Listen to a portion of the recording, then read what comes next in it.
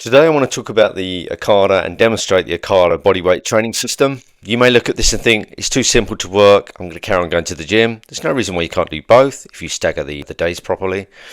But I've always found out of everything I've ever done, even when I was ultra running and even when I was weight training and anything I've ever done in the past, I've always found this bodyweight system to get me in shape and give me the endurance and the fitness I needed in the quickest possible time.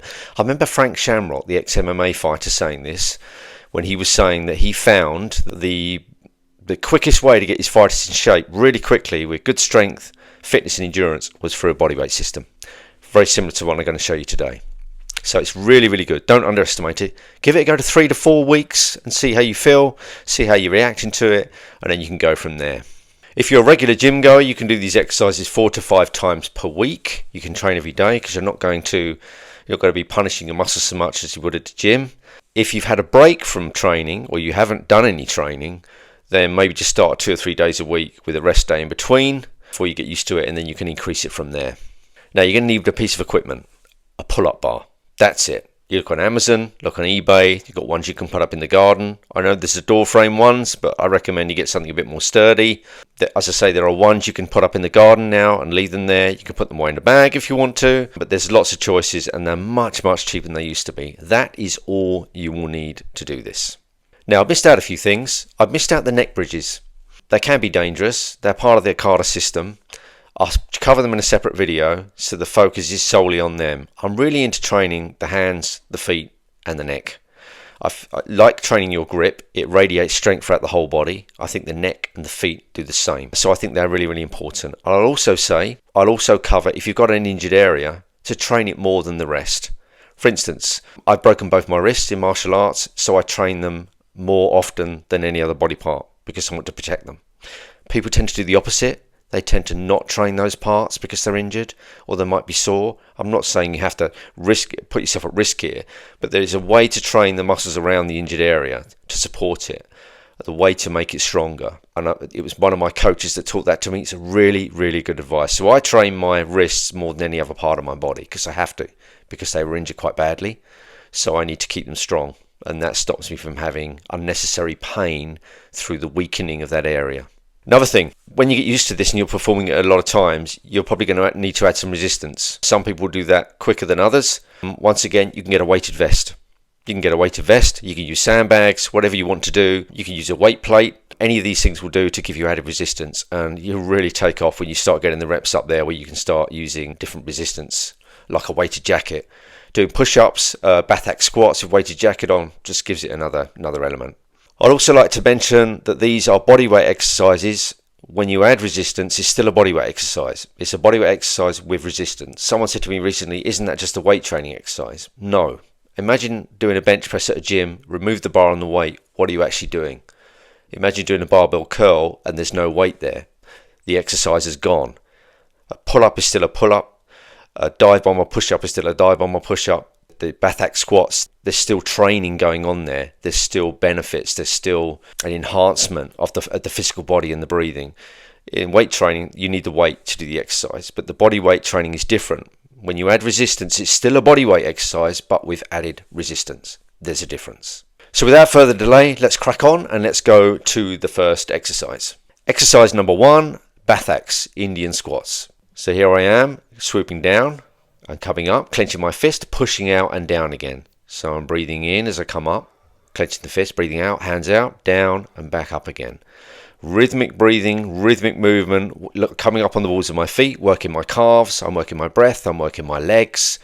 There's a lot of focus there. It's a great movement and it gets the breathing and the endurance and the leg muscles really conditioned.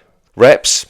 Start at 25. If you can move up to sets of 50 reps in one go. Some guys do 100. See how you go, work up gradually. It's got to be something that's comfortable for you. I'd say once you hit 25 reps, you can play around with adding resistance. When you do that, don't do it every day. So maybe you'll do a resistance training style Bathak squat on a Monday with lower reps, and maybe on the Tuesday you'll do higher reps. You just play around with it. You don't have to do the same thing every time. Adds a bit of difference to it, a bit of excitement. Change it around, and it will train you in a different way if you do higher reps to low reps. So you just don't have to do it all the time, but you can mix and match these things up. Exercise number 2, the Dawn Day, the dive bomber push-up. This is a toughie. This is enough to make grown men cry, this exercise. So shifting back, stretching through and going through, close to the nose to the ground and looking up and stretching through the front. So I'm breathing out as I come through and breathing in as I shift back. Tough exercise. If that's too hard, you can shift straight back. Go through, shift straight back. Okay, and you can work up to the full one by doing those first. On the Dawn Day, you want to get the reps to about 8 to 10 reps to start with. You can then work up to 15s, you can work up to 20s. It's a tough one, and the resistance on that one, it just gives it another element. It's tough, but it's a great exercise for the shoulders, back, the chest, and even stretching through, stretching that back and stretching through the front of your body. Okay, exercise 3, over grip pull-ups. You've seen this many times, I'm sure. Palms facing out, that's why it's called over grip, away from you. Pull up over the bar, down, dead hang with the arms, and then up again. Dead hang with the arms, and back up. Breathing out on the way up, breathing in on the way down. Common exercise, aim for 8 to 10 reps. Don't kip, don't swing your way up, don't jerk your way up, try and keep it strict. If you only do 2 or 3 at first, that's fine, you will work up because you're doing them more regularly. But go for that dead hang at the bottom and pull up and get your chin over the bar whenever you can. And you'll get super strong with pull-ups in no time at all. And this is the thing, if you're practicing something like pull-up 4 or 5 times a week, you're going to get really good at them as opposed to just doing them once or twice a week. So give it a go. Exercise 4, push-ups. Now you can see here I'm using a couple of house bricks. I like using the house bricks because I can go much further down. Most guys don't do push-ups and go all the way down. They don't. They just do a fraction of the way down and then come back up. You want to lock out the elbows, go drop down and come back up. So I'm breathing in on the way down, breathing out on the way up. Your body should be stiff as a board. You can do it on your knuckles here.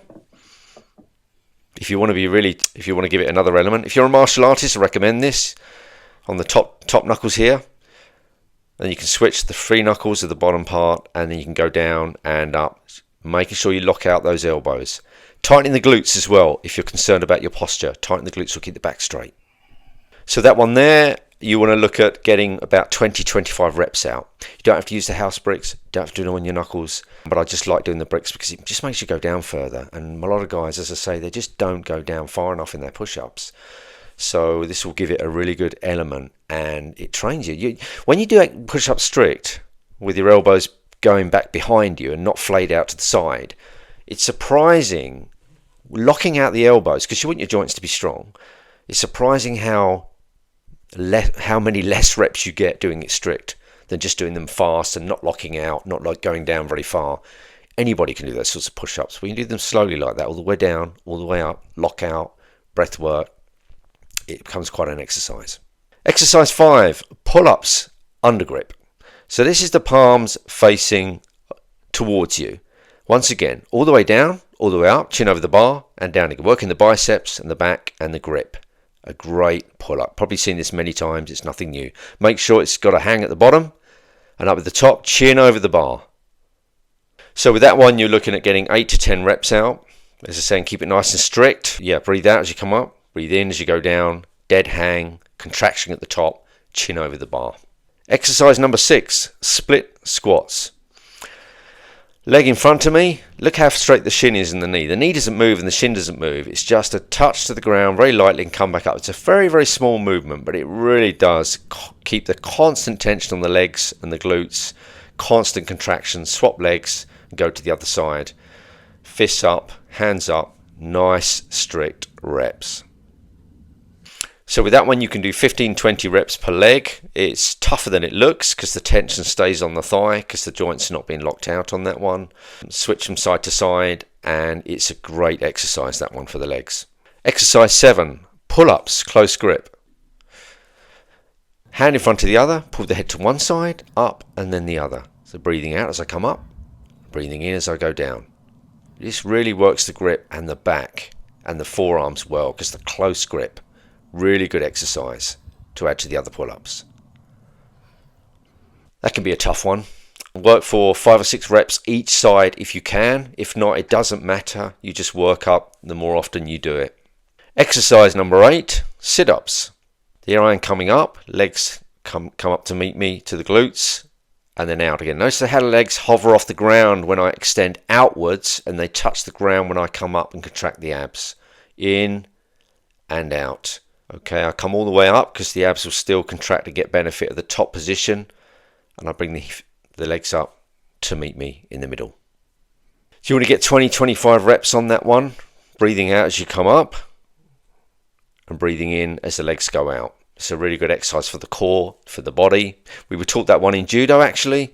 I've been doing it ever since, even though I haven't done judo for a long time, because it's a great way to contract the body. Just the control you need, just taking the legs back out and keeping them hovering above the ground. The control in it is quite important. It's a really good core exercise. Exercise number 9, leg raises. A common exercise, legs up, legs down, hover above the mat, just a few inches and back up again and down. My head's off the ground. People say, shouldn't it be down? Shouldn't it be supported? No, because I want my neck to be strong, so I keep it off the ground. So just up and down. I can do the crucifix position here, adding another element, up and down.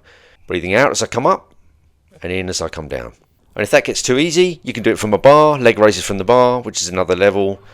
Come up, legs as high as you can, and then down again. You need to tighten your glutes as the legs come down to stop your body swinging all over the place. There it is. Advanced leg raises. That's it. It seems simple enough, but it will give you great results. Perform all the exercises one after the other in one go. Have as little rest in between the exercises as you possibly can. And then when you get to the last exercises, leg raises, you go back to back squats and go through them all again for 2 sets. You could work up to 3. I've worked with some martial artists and combat athletes that used to do 4 sets of this on top of all their sport training.